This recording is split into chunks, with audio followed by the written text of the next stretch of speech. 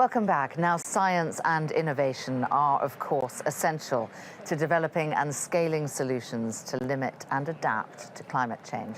Well, joining me now here in the studio is the Program Manager of Early Warning Weather System, DARAJA, is that how it's pronounced? Yes. Sunayana Sen. Very good morning to you, Sunayana. Good to see you this morning. Just tell us a little bit about what you do. Well, absolutely. So simply put, I work with communities in the Global South to help them take action based on weather information like forecasts and early warnings.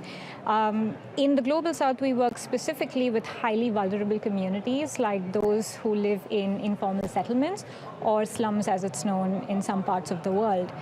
Now, while we have communities at the very center of the work we do, we also work very closely with government agencies, local NGOs, and local media, all with the aim to equip communities with the right information in a timely manner. So just wondering practically, how does this work? So if you live in a slum or you live in a very rural, tiny little community somewhere, quite cut off from big cities, how do you access an early weather warning system?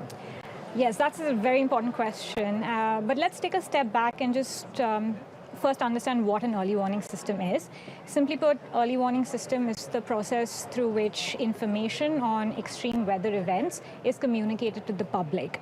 The public receives this information at least a few days in advance of the extreme weather, which gives them at least some time to take critical actions. Now, these actions, well, there are a wide range of actions that people can take. In extreme cases, the action could be to evacuate their house. In less extreme cases, it could mean using this information to plan their travel. All of these actions ultimately lead to reduced impact on life, like loss of life, and property damage. Now, in the case of communities that are not particularly connected to the core city system or city services, and the question you asked about access, now that's really the starting point of the work we do. We look at how communities are at the moment receiving the information and really try to understand what are the challenges. So if they're not receiving the information, they're not able to access the information, we look at what platforms could be used to increase their access. So for example, traditionally, a lot of early warnings were communicated through traditional media, but as we know, media has, or like rather communication, communication systems have now evolved. So now there's social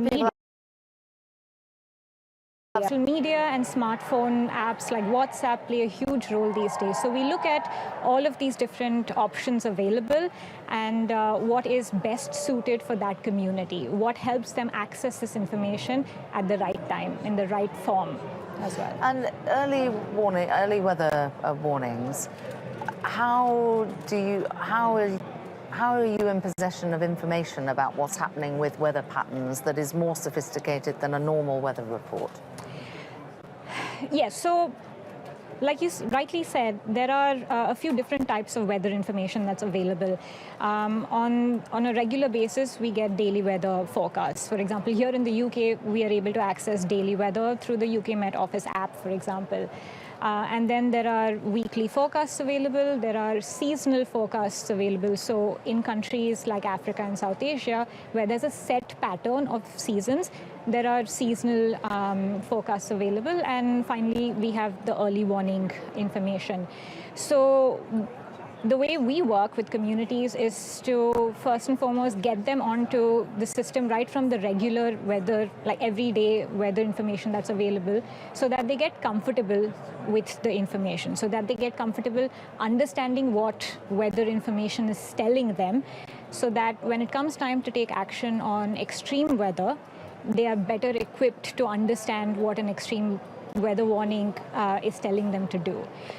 In terms of where this information comes from and the processing of that information, generally in most countries you have the National Meteorological Service that generates this information and then packages it in a way that's communicated to various users, including the public.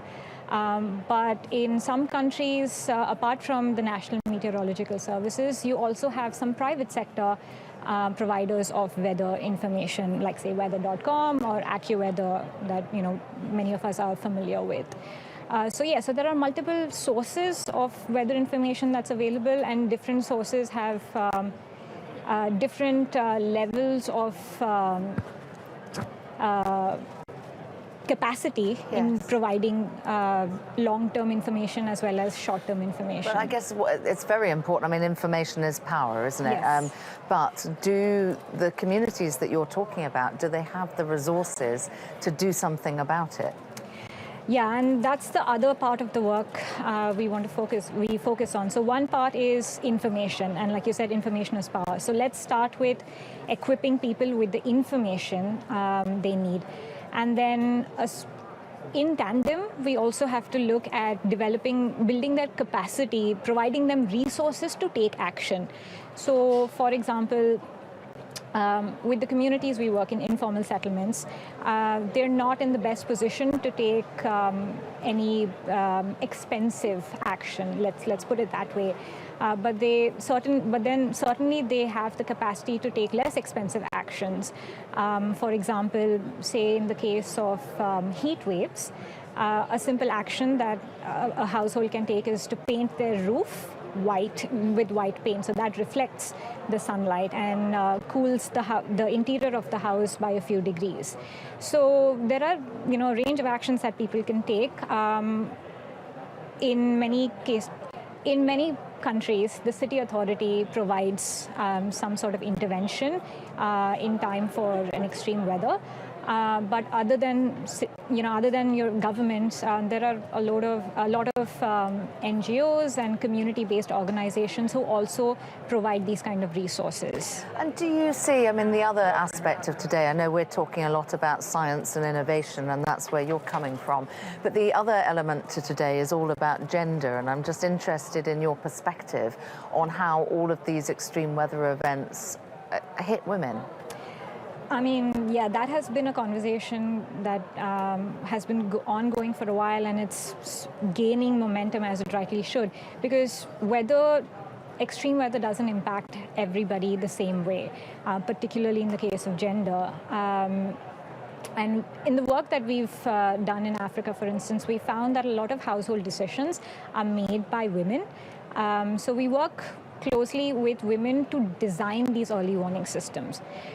What I mean by that is the traditional way of developing these systems is to do it in a silo, not involve the community in the process of designing the early warning messaging or the early warning system. And that excludes vulnerable people, especially women. But in the work we've done, we've specifically brought in these vulnerable communities and women specifically to help us design these early warning systems. So they're very much at the center of the process itself.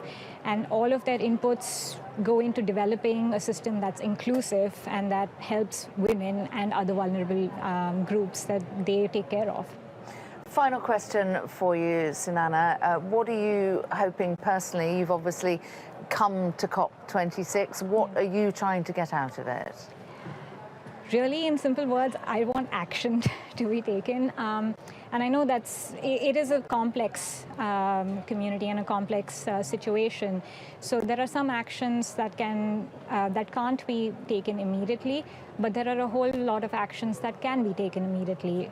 For organizations like ours, which are community-facing and grassroots organizations, we are in a better position to take actions a lot more quicker than, say, national level governments might be.